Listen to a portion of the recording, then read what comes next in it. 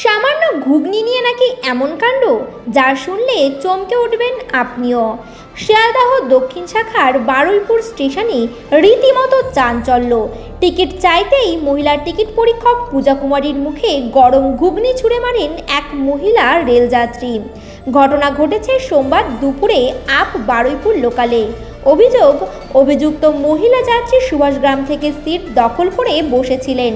সেই সময় টিকিট পরীক্ষক তার কাছে টিকিট চাইতেই আচমকা ওই মহিলা গরম ঘুগনি ছুঁড়ে মারেন। মুহূর্তে চোখ মুখ জ্বালা শুরু হয় পূজা কুমারীর। আতঙ্কে চিৎকার করে ওঠেন তিনি। এরপর আরপিএফ এসে অভিযুক্ত মহিলা যাত্রীকে নামিয়ে জিআরপির হাতে তুলে দেয়। তার নাম সায়দা বিবি, বাড়ি সুভাষগ্রামে।